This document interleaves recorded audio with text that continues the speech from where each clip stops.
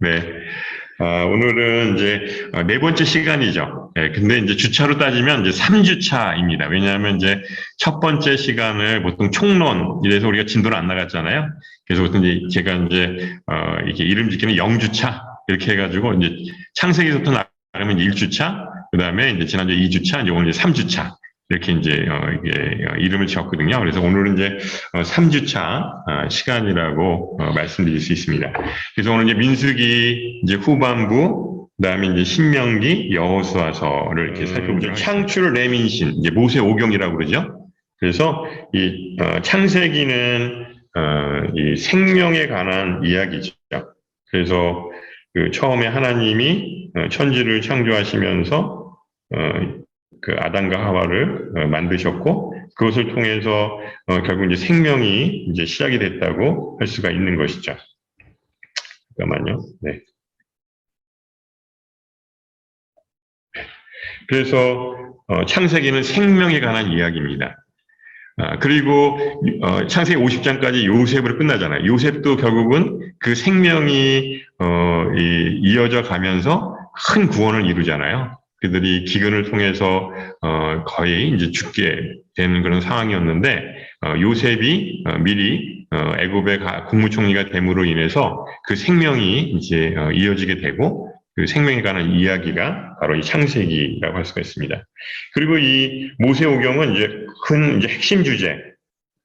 핵심 주제는 바로 구원입니다. 어떻게 구원을 하나님께서 우리에게 주셨나라고 하는 것을 큰 주제로 삼을 수가 있죠. 그래서 바로 창세기는 구원의 복음이라고 할 수가 있죠.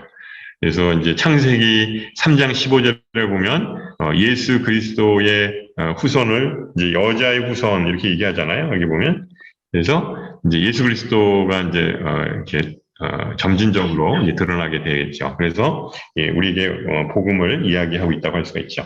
출애굽기는 우리에게 구원을 이야기하고 있습니다. 어떻게 구원을 받을 것인가. 바로 이 구원의 방법에 대해서 얘기를 하죠. 그것은 바로 유월절 어린 양을 통해서 문지방과 문임방의 어린 양의 피를 바름으로 인해서 바로 이 죽음이 패스오버 넘어가게 되고 유월절 어린 양으로 되는 것이죠.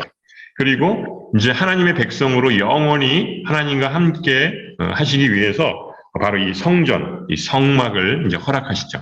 그래서 이제 성막 설계도 또 실제로 성막을 이제 지어서 그들이 이제 광야 생활을 할 때 이 성막을 앞장 세워서 하나님과 함께 동행하는 것을 보게 됩니다.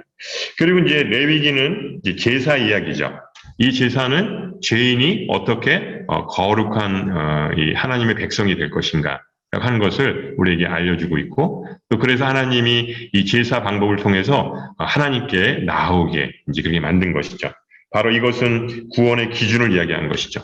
바로 이 거룩한 자들만이 하나님께 나아갈 수 있다라고 하는 것이죠.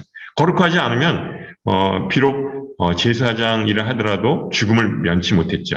그래서 내가 거룩하니 너희도 거룩하라 말씀을 드렸죠. 근데 이 거룩이 단순하게 뭐 깨끗하다, 정결하다고 하는 의미가 아니라 우리가 몸담고 있는 이 현실에서 어떻게 이웃들을 뜨겁게 사랑할 것인가.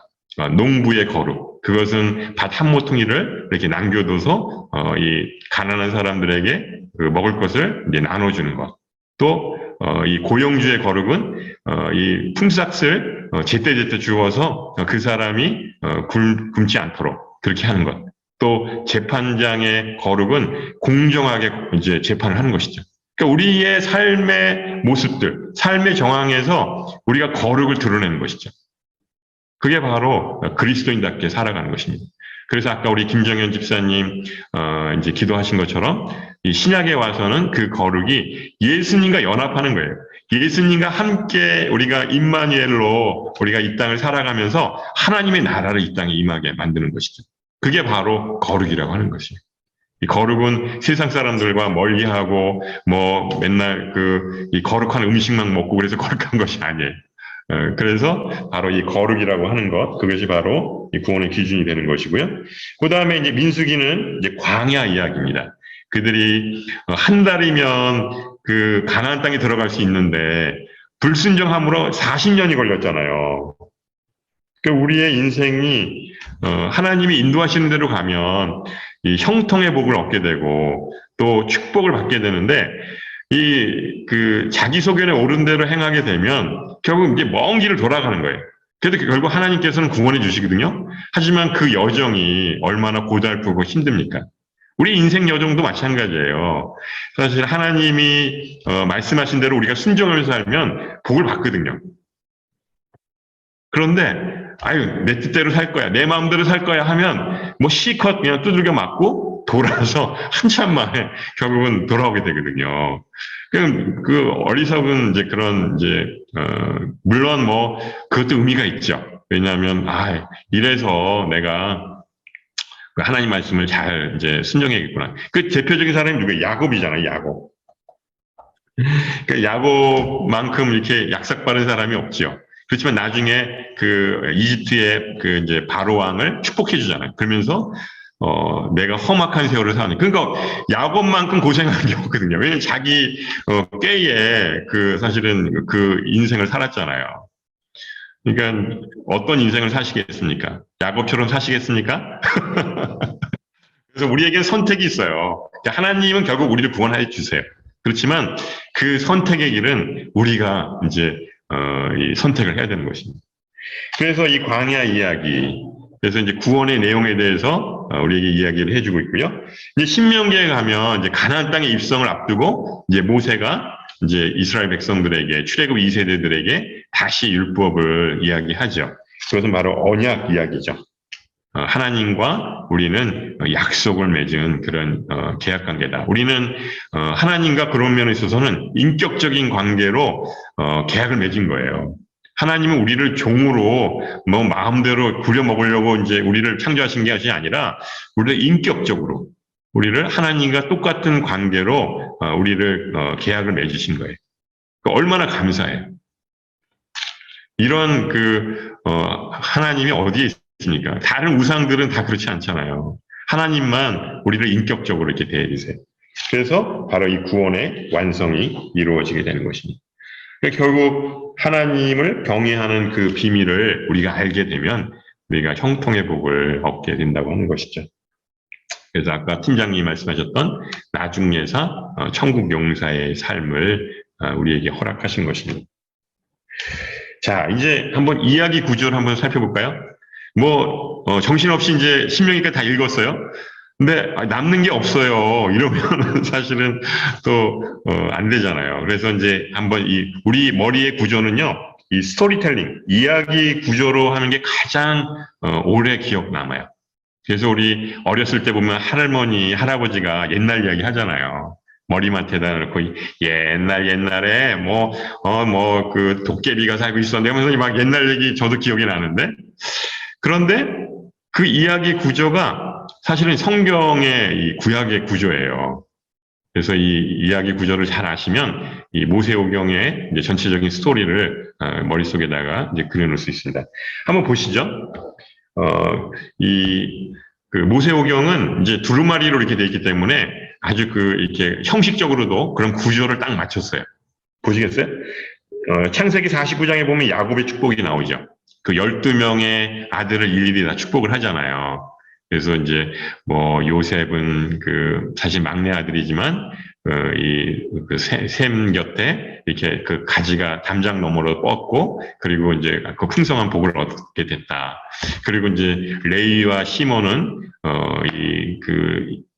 하몰 이제 이 히비족 속 이 추장을 죽이잖아요. 그러면서 굉장히 위기에 빠뜨려서 너희들은 흩어져서 이제 지낼 것이다. 이러면서 이제 축복과 저주를 각 아들마다 이렇게 이제 하죠.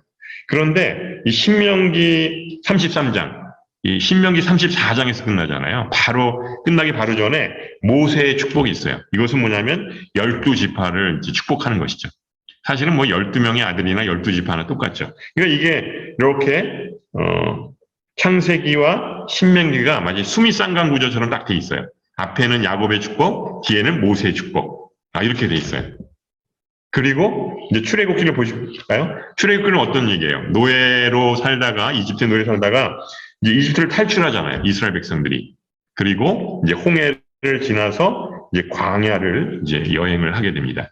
뭐 광야에서 여러 가지 일들이 있죠. 뭐 만나를 먹기도 하고 또 반석에서 물을 내서 그 목마른 것들을 또 이제 해결하기도 하고 또 구름 기둥과 불 기둥으로 또 인도를 하시고 이런 이제 광야 생활을 합니다. 그래서 이제 시내산에 도착을 해요. 뭐죠? 하나님의 율법을 받죠. 모세를 통해서 그들이 시내산에 도착해서 40일 동안 이제 모세가 가서 이제 그 율법을 받습니다. 그리고 이제 성막을 건축해요. 성막은 하나님의 임재를 상징한다고 그랬잖아요. 그래서 항상 그들이 광야 생활을 할 때 이 성막을 앞세우고 그들이 행진하는 것을 보게 됩니다. 자, 이제 민수기를 보세요. 민수기 처음에 어떻게 되죠? 성막을 해체해요. 만들었잖아요. 성막을 만들고 난 다음에 이건 이제 이동식이거든요. 그러니까 이제 레위 지파 사람들이 이 성막을 다 해체를 합니다. 제가 그 그림 보여드렸잖아요. 그 뭐 성막 울타리도 있고 성막을 이제 쌓은 이제 가죽들도 있고 그 안에 성소와 지성소, 뭐 번제단, 또 뭐 분향단, 뭐 이제 또 여러 가지 이제 진설병상 여러 가지 이제 그것들이 있어요. 그거를 다 이제 해체를 하고 이제 시내산을 출발을 합니다. 아까는 시내산에 도착했잖아요. 이제 시내산을 출발하는 거죠. 그리고 이제 광야 생활을 해요. 아까도 얘기했지만 한 달이면 갈 수 있는 데를 이제 38년 동안, 정확히 38년이에요. 이게 뭐 토탈 이제 40년 동안 이제 광야 생활을 하게 되고 그리고 가나안 입구에 도착을 하게 돼요. 그러니까 이 출애굽기와 민수기도 이 수미상관 구조로 바로 이제 역순으로 이제 이렇게 됩니다. 머릿속에 그려지세요? 창세기에서부터 신명기까지의 그 스토리가 머릿속에 그려지세요? 가운데 핵심이 뭐라고요? 바로 레위기. 바로 이 거룩한 제사를 지는 것을 보게 되죠. 그래서 이것을 통해서 바로 레위기는 이제 어떻게 거룩한 백성으로 하나님과 함께 할 것인가 하는 것들을 우리에게 보여주고 있는 것이죠. 그래서 제사를 통해서 예수 그리스도의 십자가의 거룩한 제물을 보여주게 되는 것이죠. 그러니까 아주 이 창세기서부터 신명기까지는 이런 아주 이렇게 정교한 구조로 돼 있어요. 그래서 우리 이제 보통 일반 책으로는 잘 모르지만 두루마리 성경으로는 이게 완벽하게 그런 형식을 맞춰서 이렇게 기록을 했다고 하는 것이죠. 그 당시 이 서기관들은 얼마나 대단한지 몰라요. 하나님 이 엘로힘 여호와 하나님 말씀이라면 일일이 목욕을 하고 손을 씻고 그러면서 썼다고 그러잖아요. 그 거룩하신 하나님을 기록하기 위해서. 근데 그런 정성을 들여서 바로 이 모세 오경이 이제 만들어지게 된 것이죠. 그래서 이 스토리 구조를 생각하시면서 이제 그 성경을 읽으시면 좋을 것 같습니다. 자, 이제 민수기에 보면 이제 이스라엘 백성들이 처음에는 뭐죠? 노예였어요. 노예는 뭐죠? 오합지졸이에요. 그냥 주인 말만 따라서 하고 뭐 내일에 대한 미래가 없고 그냥 주인이 하라는 대로만 따라서 하면 돼요. 근데 그들이 뭐가 됐죠? 바로 하나님의 군대가 된 것이. 놀랍죠? 노예였고 정말 이 형편없는 그런 이스라엘 백성 히브리라고 하는 말이 아주 그 천한 말이거든요. 그 히브리 사람이었던 이스라엘 사람들이 바로 하나님의 군대로 바뀌는 것입니다. 그들이 광야 생활할 때는 이제 점점 하나님의 군대로 거듭나요. 그럼 어떻게 됐죠? 가운데 성막이 있어요. 하나님이 항상 중심에 계시는 거예요. 그리고 각 이제 동서남북으로 이제 세 지파씩 이렇게 진을 짜서 포진을 합니다. 그러니까 그들이 이제 어느 장소에 머물러 있을 때는 항상 이러한 진영으로 마치 군대의 진을 상징하는 것처럼 이렇게 그들이 이제 포진을 하게 되는 것입니다. 그래서 결국 이것은 이제 하나님의 군대로 그들이 거듭나는 것을 이제 보게 되는 것이죠. 그리고 이제 떠나요. 뭐 계속 머물러 있을 수 없잖아요. 이제 계속 또 이제 떠날 때 이제 맨 앞에는 언약궤, 이 법궤라고 그러거든요. 하나님의 임재를 상징하는 이 궤가 항상 앞서가요. 그래서 이제 거의 한 900m 정도를 이렇게 이제 앞서간다고 얘기를 하는데, 제일 이제 선발 때는 바로 이 언약궤, 이 레위 지파들이 이제 메고 가죠. 그래서 이제 그 다윗 시대 때는 그 이제 법궤를 다시 이제 뺏겼잖아요, 블레셋에. 그래서 이제 같이 갖고 올 때 그 소달구지에 끌고 올 때 이게 그 소가 막 날뛰니까 그 우사가 손을 내다가 죽었잖아요. 즉사를 했잖아요. 웃사가 즉사했어요. 그래서 다윗이 두려워 떨지요.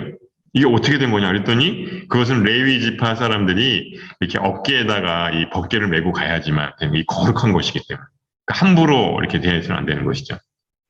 그게 다 이제 여기에서 나오는 것이고요. 그 다음에는 이제 유다 지파. 사실은 이제 유다는 어떻게 보면 네 번째 아들이죠. 르시레유. 그래서 이제 유다가 네 번째 아들인데 그렇지만 12지파 중에서는 가장 강성한 지파예요. 또 유다 지파에서는 누가 나와요? 다윗이 나오고 또 예수님이 나오죠. 그래서 수도 가장 많았고요. 가장 강성한 지파입니다. 그래서 이 유다 지파가 이제 가장 앞서갑니다. 그 다음에 이제 성막을 이제 다 정리를 해서 이제 게르손과 무라리 자손들, 이 레위 지파 사람들이 그걸 이제 메고 가는 것이죠. 그 다음에 이제 루벤, 이제 장자죠. 첫 번째 이 장자 지파, 시몬과 이제 같은 이제 이게 포진할 때랑 똑같은 것이죠. 그 다음에 이제 성소 기구, 그리고 그 다음에 이제 에브라임, 이 요셉의 자손이죠. 에브라임 지파, 그 다음에 이제 단 지파, 이렇게 이제 행진을 합니다. 이게 이게 하나님의 군대로 이렇게 행진하는 거예요. 그냥 아무렇게나 그냥 이렇게 가는 것이 아니라 이렇게 아주 오와 열을 딱 맞춰서 이렇게 광야에 가는 거예요. 그러니까 다른 나라 백성들이 얼마나 두려워 떨었겠어요. 이 하나님이 함께하는 바로 이 언약궤가 앞에 가죠. 또 이스라엘 군대 거의 한 60만 명, 장정만 60만 명, 또 애들까지 다 노약자를 합치면 200만 명이나 되는 사람들이 이 광야를 가니 이거 얼마나 큰 장관이겠어요. 그러니까 이 주변에 있는 나라들 백성들이 벌벌 떨었던 거죠. 그 소문을 들었던 거죠. 그 무지막지한 이집트에서 하나님이 그들을 인도하시고 그들 광야에서 40년 동안 먹이시고 입히시고 신이 해지지 않고 옷이 해지지 않고 이런 놀라운 일이 어디 있어요. 아무리 나이키 신발이라도 한 몇 년 신으면 그냥 해지는데 이 40년 동안 이 신발이 헤어지지 않았다는 거예요. 그래서 그럼 뭘로 만들었길래 그렇게 견고하게 만들었을까? 궁금한데 이렇게 이제 이스라엘이 이제 나아가게 된 것을 보게 됩니다. 그래서 결국 이제 오늘 말씀을 통해서 저는 이제 신명기 10장 말씀, 고린도전서 10장 말씀 한번 볼까요? 이제 사도 바울이 신약에 와서 이렇게 결론을 맺고 있어요. 고린도전서 10장. 개역개정 성경책 있으시면 한번 보시기 바랍니다. 10장 1절서부터 10절 말씀인데요. 이렇게 나와 있습니다. 제가 이제 읽겠습니다. 형제들아, 나는 너희가 알지 못하기를 원하지 아니하노니 우리 조상들이 다 구름 아래 있고 바다 가운데로 지나며 모세에게 속하여 다 구름과 바다에서 세례를 받고 이 홍해를 지나는 걸 얘기한 거죠. 다 같은 신령한 음식을 먹고 만나와 메추라기를 먹고 다 같은 신령한 음료를 마셨으니 반석 위에서 이제 그 생수를 마셨죠. 그들을 따르는 신령한 반석으로부터 마셨으며 그 반석은 곧 그리스도시라. 그러나 그들의 다수를 하나님이 기뻐하지 아니하셨으므로 그들이 광야에서 멸망을 받았느니라. 그러니까 가데스 바네 사건으로 다 죽었잖아요. 출애굽 1세대들은. 이러한 일은 우리 본보기가 되어 우리로 하여금 그들이 악을 즐겨 한 것 같이 즐겨하는 자가 되지 않게 하려 함이니 그들 가운데 어떤 사람들과 같이 너희는 우상 숭배하는 자가 되지 말라. 기록된 바 백성이 앉아서 먹고 마시며 일어나서 뛰논다 함과 같으니라. 이게 뭐죠? 그 출애굽기 32장에 보면 그 금송아지 사건이잖아요. 모세가 없는 사이에 그들이 금송아지를 만들어서 이집트에서 그 우상 숭배를 했던 그 짓을 했잖아요. 그래서 그 중에 어떤 사람들은 음행을 하다가 하루에 23,000명이 죽었나니 우리는 그들과 같이 음행하지 말자. 그들 가운데 어떤 사람들이 주를 시험하다가 뱀에게 멸망하였나니 우리는 그들과 같이 시험하지 말자. 그들 가운데 어떤 사람들이 원망하다가 멸망시키는 자에게 멸망하였나니 너희는 그들과 같이 원망하지 말라. 그들에게 일어난 이러한 일은 본보기가 되고 또한 말세를 만난 우리를 깨우치기 위하여 기록되었느니라. 그러니까 왜 민수기가 있다고요? 이 후세에 그 하나님의 사람들에게 본보기가 되기 위해서 이렇게 기록됐다는 거예요. 그러니까 이 구약의 말씀은 지금 우리들에게 이런 본보기의 말씀을 주시는 거예요. 그러니까 이 구약의 말씀들이 신약에 와서 하나하나 다 성취가 돼요. 사도 바울은 얼마나 이 율법에 정통했겠습니까? 그러니까 그것을 예수 그리스도 안에서 다 해석을 해요. 그러니까 가장 건강한 해석은 예수 그리스도 안에서 해석을 하는 겁니다. 요새 사무엘서 이제 우리 그 생명의 산 묵상을 하잖아요. 이제 순장님들하고 이제 막 얘기를 하면 그 지금 이제 다윗이 이제 사울에게 쫓겨서 막 절체절명의 위기를 맞이하잖아요. 그래서 막 그 이제 블레셋에 도망가기도 하고 몸을 의탁하기도 하고 그러면서 어떤 순장이 그런 거예요. 아니 이 다윗 이 행위를 보면 본받을 게 하나도 없는데 무슨 그 순원들하고 얘기를 나눕니까? 이렇게 저한테 막 하소연을 하는 거예요.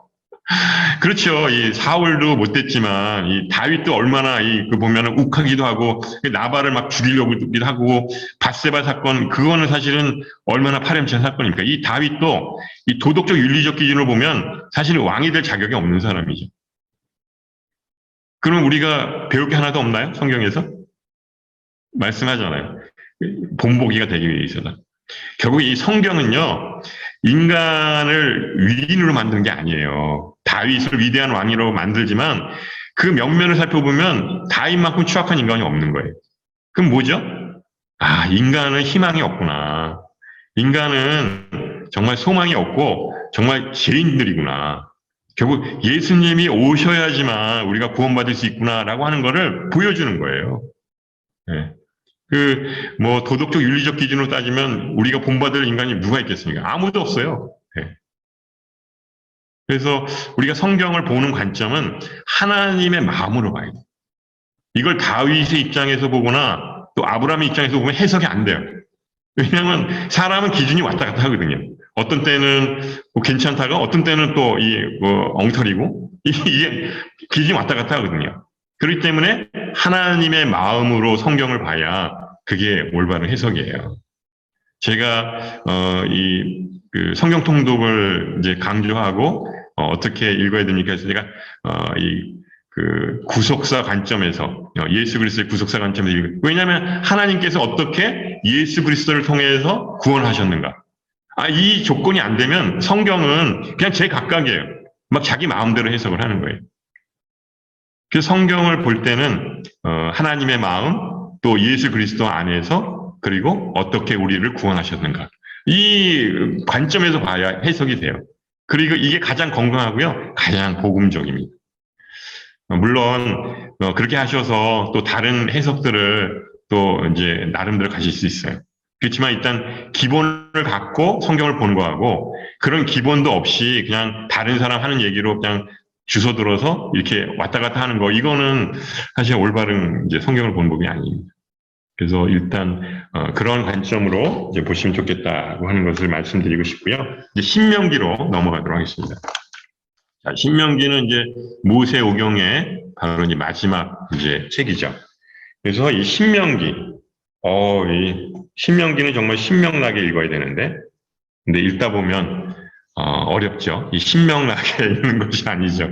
근데 이 신명이라고 하는 말은 뭐냐면 두 번째 율법이라는 뜻이에요. 두 번째.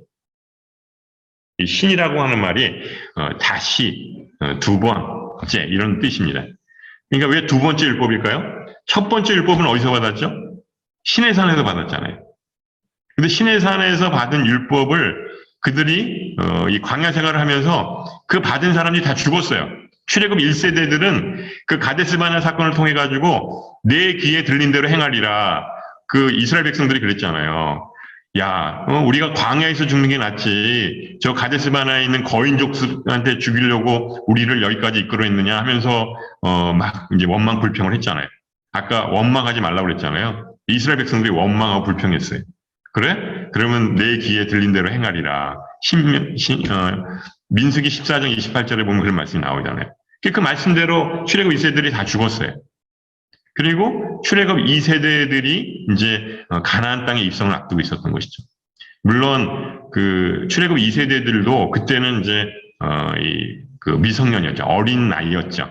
예, 그런데 이제 그 성인들은 다 이제 출애굽 1세대 죽었기 때문에 그들에게 다시 하나님의 말씀인 율법을 가르칠 필요가 있었던 것이죠. 그리고 또 모세가 가나안 땅에 못 들어갔어요. 그 무리바 사건으로 해서 그 혈기를 부리는 바람에 하나님도 들어가지 마라. 그러니까 뭐 계속 가나안 땅에 들어갔으면 모세가 이렇게 가르칠 수 있지만 모세가 못 들어갔거든요.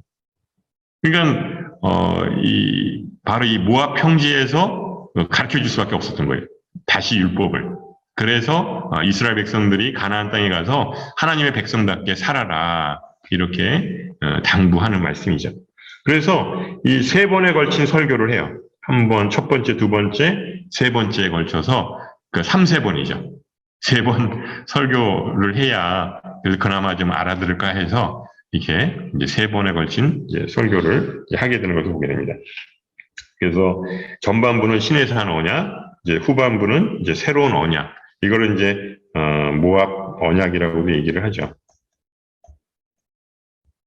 모압 평지에서 모세가 이스라엘 백성들에게 맺었던 언약이라고 할 수 있죠. 그래서 신명기는 새 언약의 실체 예수 그리스도라고 할 수가 있습니다. 자, 이제 두 번째 율법인 신명기를 이제 모세의 세 편의 설교로 구성이 되어 있다고 했는데요. 1장부터 34장까지 되어 있는데 1장에서 4장은 이 40년 동안의 민수기 내용을 회고합니다. 이건 철저한 실패 이야기라고 했잖아요. 그러니까 모세가 너희들이 왜 실패했는지 아니? 광야에서 너희들이 시내산에서 율법 받았는데 왜 실패했는지 알아? 그러면서 한번 기억해보자 하면서 이 가데스 바냐 사건을 이야기해줘요. 이게 가장 중요한 것은 이제 순종이에요. 순종. 이 성경을 전체적으로 보면요. 하나님 말씀에 순종하라고 하는 거예요. 로마서도 복음의 본질을 얘기하잖아요. 그렇지만 결국 순종을 이야기하고 싶은 거예요. 사도 바울은. 하나님께 순종해라. 그게 바로 복음의 본질이라고 하는 것이죠. 우리는 본능적으로요, 순종을 안 하게 돼 있어요. 우리는 죄 때문에 다른 사람 말에 이렇게 순종하는 것보다 불순종하는 것을 본능적으로, 그런 거 있잖아요. 이렇게 막 불나비가, 이 불이 있으면, 저 불에 들어가면 타 죽는데, 그래도 불로 가거든요. 본능적으로 벌레들은 불을 향해서 가게끔 이렇게 돼 있다고 그러더라고요. 우리도 마찬가지로 죄인이기 때문에 본능적으로 불순종하게 돼 있어요. 그러니까 이 본능을 거스려야 되는 거기 때문에 하나님 말씀이 우리 안에 거해야 됩니다. 그래야 우리가 이제 순종할 수 있다고 하는 것이죠. 제가 총론 시간에 말씀드렸잖아요. 순종해야 복을 받는데 우리가 순종할 수 없는 것, 그것은 믿음이 없기 때문에 그렇다. 그래서 이 믿음은 하나님 말씀을 들음으로시다. 아주 간단한 이 도식인데 이거를 이제 40년 동안 이스라엘 백성들이 못한 거죠. 그래서 바로 이 가데스 바냐 사건을 이제 모세가 이야기를 합니다. 이게 이제 4장까지고요. 그 다음에 이제 5장서부터 26장까지는 이제 새로운 율법. 이제 새로운 건 아니에요. 하나님이 계속 이렇게 업데이트를 해서 새로운 걸 주신 것이 아니라 아브라함 때서부터 내려왔던 그 언약을 다시금 리마인드 시키신 거죠. 그래서 신의 산 언약하고 전혀 다른 언약을 모압 언약에 준 것이 아니고 바로 그들이 이제 가나안 땅에 들어가서 어떻게 하나님의 말씀을 갖고 살아가느냐 이제 그것을 아주 구체적으로 이제 가르쳐 준 거죠. 그래서 이제 이 신명기 5장에 보면 뭐부터 시작이 되면 십계명서부터 시작이 돼요. 출애굽기에서도 그 20장에 신명기 십계명이 이제 나오잖아요. 여기도 마찬가지로 신명기 5장 십계명서부터 시작을 해가지고 그들이 이제 율법들을 이제 하나하나 이제 구체적으로 이렇게 이제 제시를 하는 것이죠. 그리고 이제 율법을 다 이제 풀이해주고 이제 순종을 촉구한 다음에 27장서부터 34장까지는 너희들이 선택해라. 너희들이 복을 받으려면 하나님 말씀에 순종해야 된다. 그게 신명기 28장이잖아요. 축복장. 너희들이 무엇을 선택할 것이냐? 축복을 선택할 것이냐? 아니면은 저주받을 것을 선택할 것이냐? 이제 하나님 말씀을 불순종하면 이제 그건 저주를 받게 되잖아요. 너희 앞에 두 가지 길이 있다. 생명의 길이 있고 사망의 길이 있다. 어떤 걸 선택할래? 그러면서 이제 모세가 이제 마지막 이제 설교를 하게 되는 것이죠. 그래서 이제 좀 더 구체적으로 이제 신명기 말씀을 이제 살펴보면 첫 번째 1장서부터 4장까지는 과거의 역사를 기억하라. Remember. 이스라엘 백성들 참 잘 기억하죠. 그들 지금도 유월절, 초막절 다 기억하고 그대로 초막절 때도요. 그 베란다를 일부러 이스라엘은 이 집을 지을 때 베란다를 아주 넓게 지어요. 그죠? 이 초막절 때 거기다 텐트를 치거든요. 그리고 따뜻한 안방에서 앉아요. 초막절 때는 그 텐트를 치고 그 안에 온 가족들이 들어가서 자요. 왜죠? 이 초막절을 기억하는 거예요. 아니 이게 언제 때 초막절인데 몇천 년 전에 초막절인데 지금도 이 경건한 유대인들은 지켜요. 유월절도 마찬가지예요. 기억하라. 근데 우리는 잘 기억 안 하죠. 특히 부끄럽고 수치스러운 거는 싹 잊어버리잖아요. 일부러 다 없애버리잖아요. 그런 그 사람들은 발전이 없어요. 자기가 뭘 잘못했는지, 뭘 실수를 했는지 그런 것들을 잘 기억해서 그 다음에 안 하면 돼요.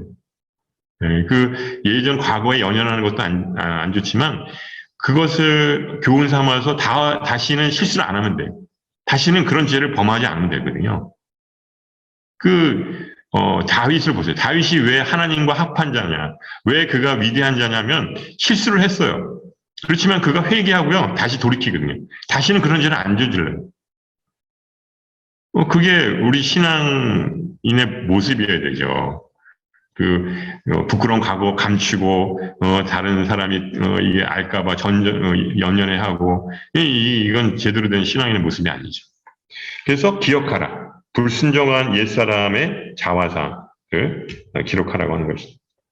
그래서 1장서부터 4장까지는 그들이 광야에서 철저하게 실패했던 것들을 이제 리마인드를 하면서 이제 기억을 합니다. 마음이 많이 쓰리고 아프죠. 얼마나 큰 이제 실수입니까?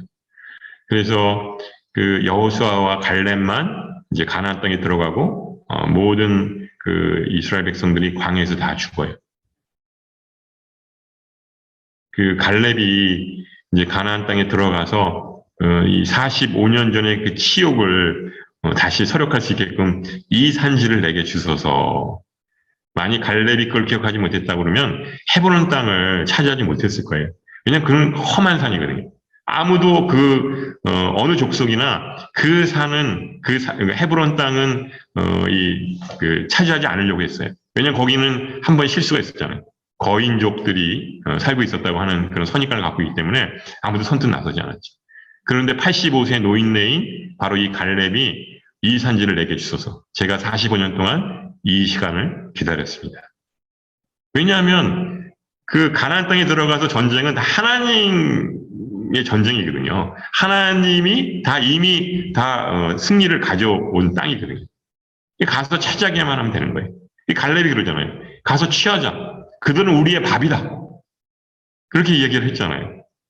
근데 결국 이제 이스라엘 백성들 10명의 절당들이 다 반대를 하는 바람에 좌절됐죠. 그렇지만 이제 45년 후에 갈렙이 다시 그 헤브론 땅을 차지합니다. 이 헤브론 땅이 바로 그 예루살렘이 있는 여기죠. 그래서 바로 유다 족속들의 이제 기업이 되는 것입니다.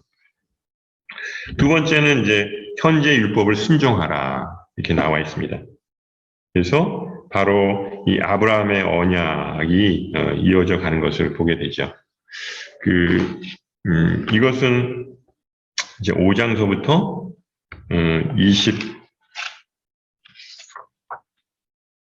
6장까지죠. 네, 꽤 길죠. 그래서 이제 율법에 대한 설명이 쭉 나와 있습니다. 그래서 이제 출애굽기에 나와 있는 것과 거의 비슷하긴 한데요. 많이 이제 좀 차이가 있습니다. 왜냐하면 출애굽기는 이제 광야 생활 때 이제 이루어진 율법이고, 이제 신명기의 율법은 이제 가나안 땅에 들어가잖아요. 거기서 삶을 살아낸 그런 것이기 때문에 이제 추가 이제 업데이트가 돼 있어요. 그래서 이제 한번 우리 창세기 말씀서부터 한번 보죠. 창세기 12장. 이 아브라함에게 어떤 언약을 주셨는가? 암송하시는 분도 있겠지만, 이렇게 나와 있죠. 창세기 12장 2절에 보시면 이렇게 나와 있죠.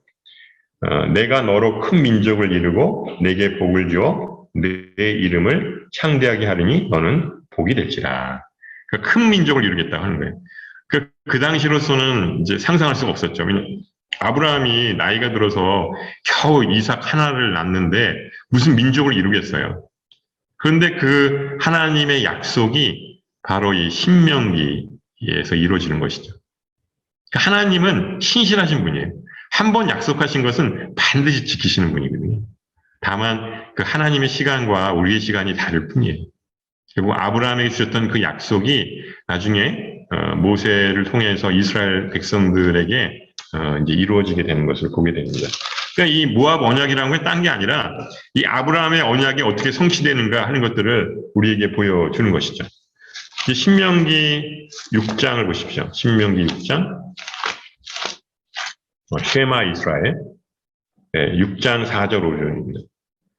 이제 5장에 이제 십계명이 나오고요. 신명기 6장에 보면 4절 5절에 이렇게 나와 있습니다.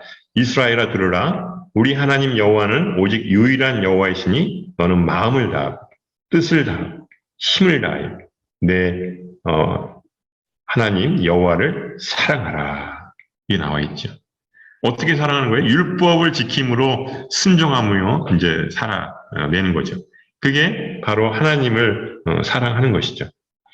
그리고 이제 신명기 8장 이제 3절 2절 3절 말씀 한번 보겠습니다. 신명기 8장 2절 3절 이렇게 나와 있죠. 내 하나님 여호와께서 이 40년 동안에 내게 광야길을 걷게 하신 것을 기억하라. 이는 너를 낮추시며 너를 시험하사 내 마음이 어떠한지 그 명령을 지키는지 지키지 않는지 알려 하심이라. 이건 너희들이 순종하는가를 보여주기 위해서 이 광야 생활을 했다는 거죠. 그래서 너희들이 정말 하나님을 경외하는지 정말 겸손하게 낮추면서 그 명령을 지키는지 알려 하심이라. 너를 낮추시며 너를 줄이게 하시며 또 너도 알지 못하며 내 조상들도 알지 못하던 만나를 내게 먹이신 것은 사람이 떡으로만 사는 것이 아니요 여호와의 입에서 나오는 모든 말씀으로 사는 줄을 내가 알게 하려 하심이라. 이 핵심이죠. 왜 광야 생활을 허락하셨다고요? 사람이 떡으로만 사는 것이 아니라 하나님 말씀으로. 근데 하나님 모르는 사람은 떡으로만 살잖아요. 떡 먹는 게 어떻게 보면 최고의 이제 그런 목적이죠. 우리 이 땅에서 잘 먹고 잘 사는 거 하나님 몰랐을 때 그게 가장 큰 목표 아니었습니까? 근데 하나님을 우리가 알고 나서는 어떻게 되죠? 아, 사람이 떡으로만 사는 게 아니구나. 하나님의 입에서 나오는 말씀으로 사는 것이구나. 우리가 알게 되잖아요. 이게 바로 신명기 8장에 나와 있는 말씀입니다. 또 신명기 17장. 제가 예전에도 한번 언급을 했는데 이제 지금 사무엘서 말씀을 보면 이 왕정 제도가 하나님이 원하시는 제도가 아니었어요. 반대했어요. 왜? 하나님이 시기질투해서 왕을? 아니에요. 시기질투한 것이 아니라 왕정 제도를 하면 이 부조리가 나타나거든요. 그 왕을, 그 한 사람을 섬기기 위해서 이게 공동체적인 게 다 무너져 버리고요. 이 피라미드 체제로 바뀌는 거예요. 세상은 다 피라미드 체제잖아요. 그 최후의 탑이 되기 위해서 얼마나 많은 사람들을 짓밟고 그리고 결국 자기가 올라서려고 합니까? 세상의 구조는 다 그렇거든요. 그래서 여기 신명기 17장에 보면 이스라엘의 왕정 제도는 신정 안에서의 왕정이에요. 하나님이 세우신 왕만이 왕의 자격이 있는 거예요. 그래서 우리가 이제 사울과 이제 다윗을 따지면 사울은 이제 이스라엘 백성들이 원해서 사실 마지못해서 세운 왕이잖아요. 물론 기름 부음을 했지만 결국 사람이 세운 왕이죠. 다윗은 하나님이 기름 부었어요. 그러니까 어떻게 보면 다윗이 고생할 수밖에 없었던 게 대부분은 다 그 왕을 누구한테 넘겨요? 자기 아들한테 넘기잖아요. 자기 자식들한테. 그런데 아니 버젓이 요나단이라고 하는 아들이 있는데 다 이제 살아 있는데 다윗이 바로 이 두 번째 왕으로 기름 부음을 받은 거예요. 그러니까 사울의 입장에서는 얼마나 이게 위협적이겠어요. 그러니까 어떻게든 이제 이 다윗을 죽이려고 했던 것이죠. 만약 사울이 겸손하고 하나님의 뜻을 그가 따랐다면 하나님의 뜻대로 다윗을 왕을 세워야죠. 왜냐하면 하나님이 세웠기 때문에. 근데 결국 하나님을 대적한 거예요. 사울은. 왜냐하면 다윗만 죽이면 자기가 그 하나님의 명령을 따를 필요가 없다. 이렇게 생각을 했겠죠. 그렇지만 하나님의 섭리하심은 결국 사울이 죽고 다윗이 왕이 되는 것이죠. 그걸 거스릴 수는 없어요. 그래서 우리가 이 사무엘서를 보면서 하나님이 세운 왕 다윗, 그 다음에 사람이 세운 왕 사울, 어떻게 인생이 흘러가는지 보여줄 수가 있잖아요. 그러니까 결국 우리가 하나님께 붙잡힌 바 된 그것을 가지고 살아가야 되는 거죠. 하나님의 말씀대로 우리가 살아가야 되는 것을 봅니다. 여기에 보면 왕이 되려면 내가 택한 자, 여호와께서 택한 자를 반드시 세우라. 그리고 병마를 두지 마라. 그러면서 이집트에 가지 말라 그랬어요.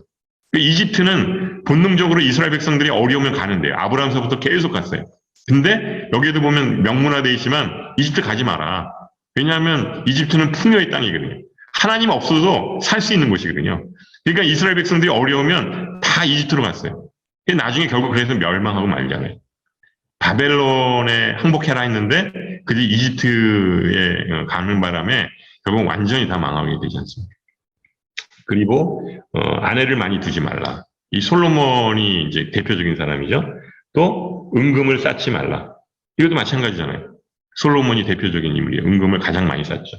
그리고 율법서의 등사본을 레위 사람 제사장 앞에 두고 책을 기록하여 평생에 그것을 읽어라. 이스라엘 왕 중에서 읽은 사람 있어요? 없어요. 요시야만 그 성전 수리하면서 겨우 그때 한번 읽은 거예요. 아무도 그 왕들이 하나님의 말씀을 가까이 하지 않았어요. 멸망할 수밖에 없는 것이죠. 우리도 마찬가지죠. 우리도 왕 같은 제사장인데 우리도 일종의 왕이잖아요. 그러니까 하나님 말씀을 가까이 해야 복을 받는데 하나님 말씀을 치워버리면 복을 받을 수가 없는 것이죠. 그래서 신명기 17장에 이미 다 기록이 돼 있어요. 너희들이 앞으로 가나안 땅에 들어가서 뭐 사사시대를 거쳐서 그리고 또 이 왕정제들을 거치면 분명히 이럴 것이다. 그러니까 그때 이 말씀을 기억해라. 그들이 다 무시해버린 거잖아요. 그리고 이제 신명기 22장 말씀 보시겠어요? 아주 재미있는 것은 뭐냐면 신명기 22장 8절 말씀. 그러니까 이제 시내산 율법하고 조금 다른 것은 이런 거예요. 신명기 22장 8절에 보면 이렇게 나와 있습니다. 내가 새 집을 지을 때에 지붕에 난관을 만들어서 사람이 떨어지지 않게 하라. 그 피가 내 집에 돌아갈까 하노라. 이게 시내산에는 없었어요. 근데 그들이 이제 가나안 땅에 들어가면 집을 짓게 되잖아요. 근데 이스라엘 집은 다 슬라브 집이거든요. 이거 올라갔다가 떨어져 이제 다치거나 죽는 사람도 있으니까 난간을 지어라. 그러니까 얼마나 하나님의 그 말씀이 아주 세밀하고 정말 우리 인간을 얼마나 사랑하시는지를 알 수가 있죠. 네, 뭐 그 위에 뭐 7절에 보면 또 그렇게 나와있어요. 어미는 반드시 놓아줄 것이요 새끼는 치아해도 되나니 그리하면 내가 복을. 그러니까 이 어미와 새끼를 같이 잡지 말라는 거예요. 그러니까 이제 동물까지도 이렇게 사랑하는 이제 하나님의 이 세심한 배려. 이 신명기 말씀을 읽으면 이 얼마나 정말 정말 가슴에 와닿는지 몰라요. 그들이 가나안 땅에서 정말 행복하게 잘 살기를 원하십니다. 하나님은요 우리를 행복하게 살기를 원하세요. 그건 지금이나 이제는 마찬가지예요. 뭐 무조건 이 너희들 수고와 헌신과 고난만 받아라 이게 아니에요. 어떤 분들은 일부러 막 고행을 하고 막 그러는데 하나님은 우리 행복하기를 원하십니다. 이거 하나하나 이렇게 세밀하게 다 이렇게 그 율법에 기록을 해 주셨잖아요. 그래서 이제 신명기 28장에 보시면 드디어 이제 여태까지 내가 율법을 다 설명했다. 그러니까 이렇게 내가 너에게 복을 주겠다. 순종하면 이렇게 받는다. 28장 1절에 보면 내가 내 하나님 여호와의 말씀을 삼가 듣고 내가 오늘 내게 명령하는 그의 모든 명령을 지켜 행하면 내 하나님 여호와께서 너를 세계 모든 민족에 뛰어나게 하실 것이요. 내가 내 하나님 여호와의 말씀을 청종하면 이 모든 복이 내게 임하여 내게 이르리니 성읍에서도 복을 받고 들에서도 복을 받고 또 내 몸의 자녀와 내 토지의 소산과 내 짐승의 새끼와 소와 양의 새끼가 복을 받을 것이고 또 내 광주리와 떡반죽 그릇이 복을 받을 것이며 내가 들어가도 복을 받고 또한 나가도 복을 받을 것이다. 이러면서 복 얘기가 쭉 나와요. 이게 몇 절까지 나오죠? 15절까지 나와요. 15절까지 좌로나 우로나 치우치지 말고 다른 신을 따라 섬기지 말라 딱 나와요. 근데 이제 5절서부터는 어떻게 하냐? 14절까지군요. 15절서부터는 내가 만일 내 하나님 여호와의 말씀을 순종하지 아니하여 내가 오늘 내게 명령하는 그의 모든 명령과 규례를 지켜 행하지 아니하면 저주가 임할 것이다 하면서 쭉 저주의 말씀이 몇 절까지 나오는지 아세요? 28장이 엄청 길어요. 네, 68절까지. 그러니까 14절까지는 축복의 말씀인데 15절서부터 68절까지는 저주의 말씀입니다. 너희들 어떤 거 지킬래? 축복받을래? 저주받을래? 그래서 하나님 너무하시지 않아? 이렇게 막 거의 이 협박하시네 이렇게 이제 얘기하실지 모르지만 결국 이 말씀대로 이루어져요. 이스라엘 백성들이요 여기 그 저주의 말씀대로 나중에 가면은 다 이렇게 돼서 결국 망하거든요. 다 기록했잖아요. 이렇게 하면 너희들 저주받을 거다 다 말했잖아요. 그런데 그렇게 살아요. 그러니까 사람은 율법을 지킬 능력이 없는 거예요. 오직 예수님이 내 안에 계시고 하나님의 말씀이 내 안에 가득 채워져야 그래야 우리가 이제 지킬 수 있는 그런 능력이 있는 거예요. 내 힘과 내 능력과 내가 갖고 있는 것으로는 도저히 지킬 수 없다고 하는 것을 바로 이 성경이 우리에게 보여주고 있는 것이죠.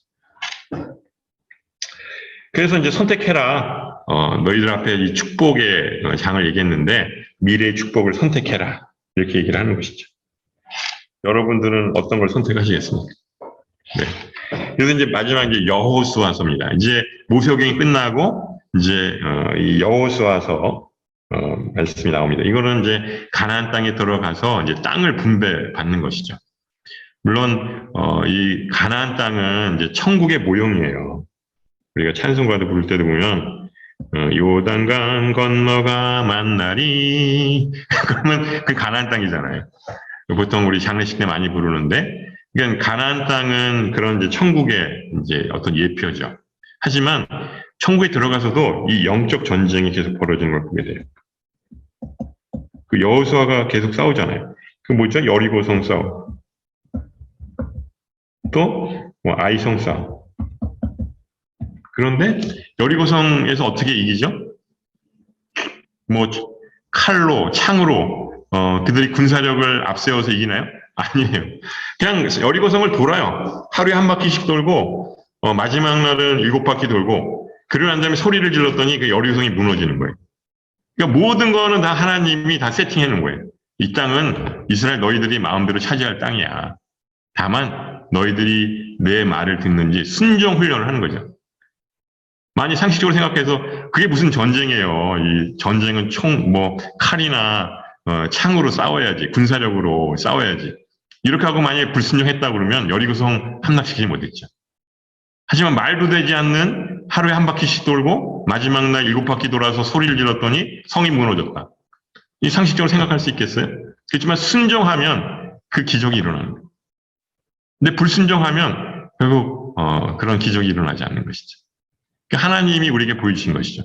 바로 그래서 이 영적 전쟁이 가나안 땅에서 일어나게 봅니다. 그래서 이 정복 전쟁은 바로 이 순종 훈련이다. 그리고 이제 땅을 차지하고 나서 분배를 해요. 그래서 이제 그 가나안 땅을 이제 잘 분배하는 것을 보게 됩니다. 그래서 완전한 정복자 예수 그리스도라고 할 수가 있는 것이죠. 그래서 이제 완전히 정복하는 것. 사실 가나안 땅을 완전하게 정복하지 못했어요. 왜 못했죠? 힘이 없어서? 하나님이 일부러 남겨두라고 그래서? 아니에요. 이스라엘 백성들 보기에 이 가나안 족속들이 사는 모습이 너무나 매력적이었거든요. 제가 그랬죠. 이 세상에 매력적이면 결국 망하고 하나님 말씀에 매력을 느끼면 복음화 된다고. 이들은 세상의 모습에 매력을 느낀 거예요.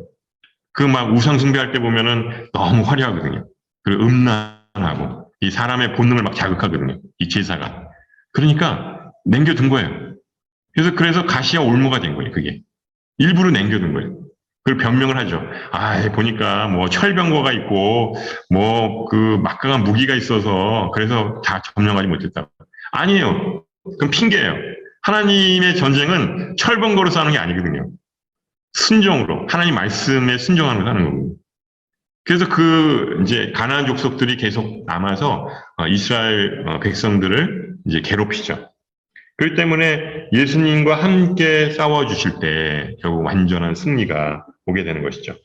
신명기 31장 3절에 보면 이렇게 나와 있어요. 여호와께서 이미 말씀하신 것 같이 내 하나님 여호와께서 너보다 먼저 건너가서 이 민족들을 내 앞에서 멸하시고 내가 그 땅을 차지하게 할 것이며 여호수아는 내 앞에 건너갈지라.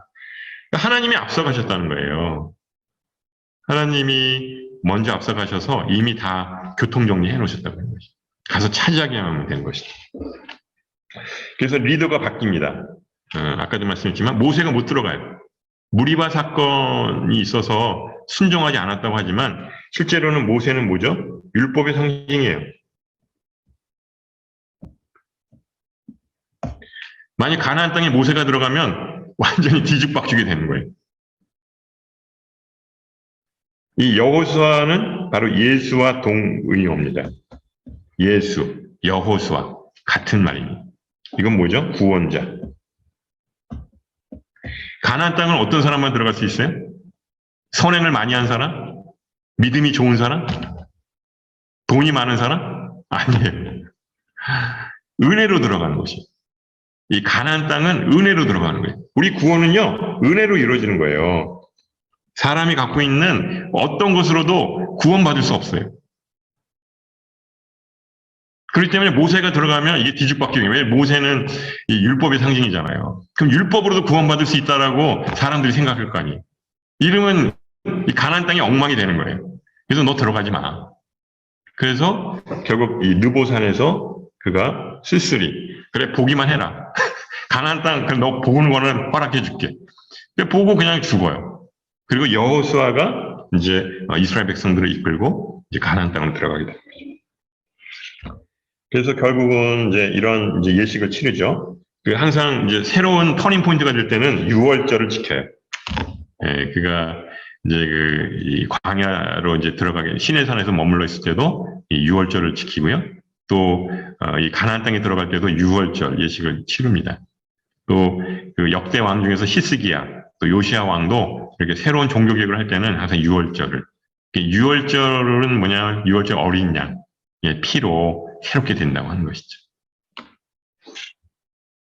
그래서 믿음으로 여리고성은 이제 그들이 승리를 하지만 그들이 또 이제 아이성 전투에서는 패배하잖아요. 그 불순종, 누구지? 아간의 이제 전리품들을 이제 인마에 포켓을 하잖아요. 그 신약에 와도 그 비슷한 사건이 있죠. 그게 뭐죠? 아나니아와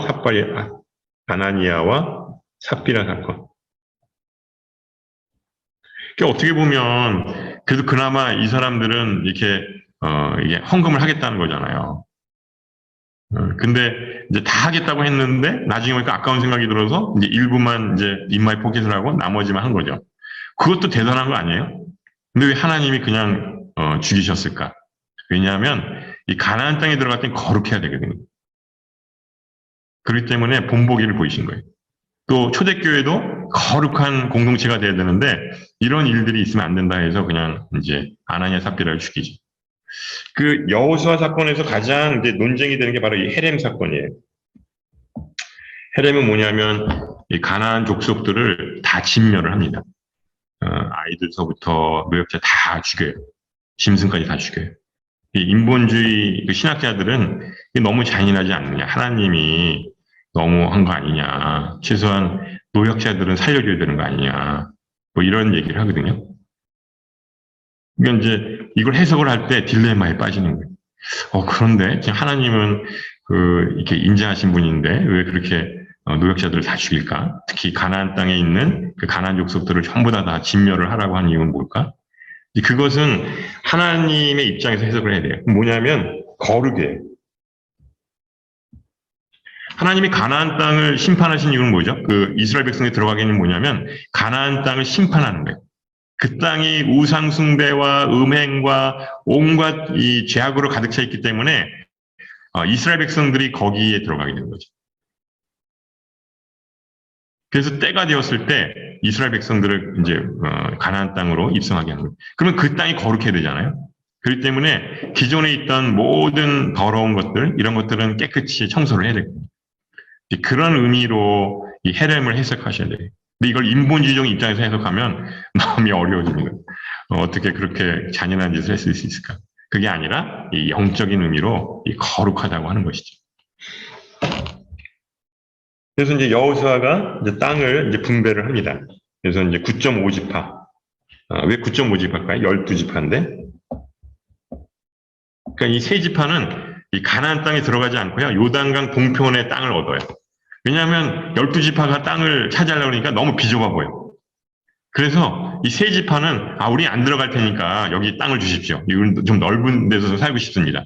뭐 이렇게 얘기를 한 것이죠. 그리고 도피성을 세웁니다. 이제 6개의 도피성을 세워서 이것은 예수 그리스도의 구원의 모형을 이야기하는 것인데 이제 부지불식간에 살인이 벌어져요. 뭐 예로 이렇게 산에 나무하러 갔다가 도끼가 그냥 빠진 거예요, 자루에서. 그러다가 옆에서 나무를 패던 사람에게 맞아서 죽었어요. 이거 그 사람을 죽이려고 한 게 아니잖아요. 부지불식간에 살인이 일어난 거죠. 그럴 때는 이 도피성으로 피해요. 그래서 이제 이런 이제 구원에 관한 이제 그런 이 모형으로 이 도피성을 세웁니다. 그리고 48개 성읍을 이 레위 지파가 이제 파송을 합니다. 레위 지파는 이게 땅을 기업으로 받지 못했어요. 각 지파에 흩어져서 살게 되는데 그 성읍에서 살면서 이제 하나님의 말씀인 율법을 가르치고 이스라엘 지파들에게 그리고 또 제사를 이제 집전하는 일을 하게 된 거죠. 그래서 여기 보시면은 이게 이제 가나안 땅 요단강인데 여기 보면 이제 문하세 반지파. 문하세가 그 요셉의 지파 중에 하나잖아요. 그리고 그다음에 갓 지파, 루벤 지파. 이 넘어가진 않았어요. 근데 나중에 이쪽에 기업을 받은 지파들은 다 망했어요. 왜냐하면 여기는 외적의 침입이 굉장히 심했거든요. 뭐 넓은 평야니까. 그러니까 하나님 말씀대로 그들이 비좁더라도 일단은 넘어가서 그들이 살았으면 이제 오래 보존이 됐을 텐데 그들이 이제 그 요단 동편에 땅을 얻게 되죠. 물론 뭐 모세가 허락을 합니다. 그리고 이제 각 지파들이 이렇게 이제 12지파들이 기업을 받게 되는 것이죠. 그래서 이제 처음에 이 고센 땅 라암세서부터 그들이 이제 출발을 하죠. 그리고 홍해를 건너가서 그들이 이제 뭐 마라, 그다음에 만나와 메추라기 이런 이제 광야 생활을 거쳐서 시내산에서 십계명을 받고 그들이 이제 간데스 바냐 사건을 통해서 12정탐꾼을 보내지만 하나님께서 이제 40일 동안 정탐한 것을 하루를 1년으로 쳐서 40년 동안 그들이 광야를 헤매게 하죠. 고라일 땅이 이제 반역을 해서 거기에서 땅에 이제 들어가게 되고 노뱀 사건이 일어나고 그러면서 그들이 이제 모세가 느보산에서 죽고 결국 이 요단강을 건너가게 됩니다. 이 아주 이 40년 동안의 여정을 통해서 이스라엘 백성들이 가나안 땅에 들어가게 되는 것을 보게 됩니다. 결국 출애굽 1세대들은 다 옛사람의 모형으로 죽게 되고요. 출애굽 2세대들은 이제 새 사람의 모형으로 그들이 이제 가나안 땅에 들어가게 됩니다. 그러니까 가나안 땅은 바로 하나님의 은혜로 들어가게 되는 것이죠. 그러니까 여호수아는 바로 이 예수를 예표하는 것이고 바로 예수 그리스도의 예표라고 할 수 있죠. 그럼 갈렙은 왜 들어갔나요? 갈렙은 예수님이 탄생하실 땅을 예비한 거예요. 유다 지파. 헤브론 땅 있죠. 거기가 바로 예루살렘 땅이죠. 그러니까 땅을 예표하는 것을 바로 이 갈렙이라고 얘기할 수 있습니다. 그래서 이제 최종적으로 정리하자면 레위기의 말씀, 이 옛 언약은 바로 이 민수기를 통해서 이스라엘 백성들이 얼마나 이 불순종하고 완악했는가 하는 것들을 보면서 이 실패 이야기를 담고 있고요. 그러다 보니까 38년 동안 광야 생활을 하게 된 것이죠. 그런데 이 신명기의 말씀은 바로 새로운 언약으로 이 돌판에 새기는 것이 아니라 우리 마음판에 새기는 것이죠. 마음판에 새기고 바로 이 여호수아서의 이 순종을 따라서 그들이 가나안 땅, 참 안식의 표징인 가나안 땅에 입성을 하게 되는 것을 보게 됩니다. 그래서 이 신명기의 말씀, 우리가 이제 읽으면서 하나님을 어떻게 나는 사랑할 것인가, 아마 그런 질문들을 던지시면 좋을 것 같아요. 하나님의 율법을 우리에게 주신 것은 나를 사랑해라. 그리고 이웃을 사랑해라. 그러면 어떻게 복을 받는지 너희들이 알 것이다. 그럼 나는 어떻게 하나님을 사랑할 것인가? 또 뭐 좀 확장하자면 나는 이웃을 어떻게 사랑할 것인가? 이렇게 질문하실 거예요. 여호수아서는 하나님 신실하신 분이야. 땅을 주시겠다고 아브라함 때부터 약속하셨잖아요. 결국 땅을 받잖아요. 그 신실하신 하나님을 보면서 나는 어떻게 하나님께 신실할 것인가? 한번 약속해 보세요. 하나님, 정말 제 인생을 돌아보니까 정말 에베네셀로 나를 여기까지 인도해 주셨습니다. 물론 인생의 굴곡이 있었지만 하나님은 나와 함께 하셨고 또 에베네셀로 나에게 또 이렇게 복을 주셨습니다. 앞으로 나의 인생도 하나님께서 함께 하실 텐데 그럼 어떻게 제가 하나님께 신실할 수 있을까요? 한번 질문해 보세요. 네, 그러면서 이 신명기 여호수아서 말씀을 읽으시면 좋겠습니다. 네, 이 말 마치겠습니다. 들어주셔서 감사합니다.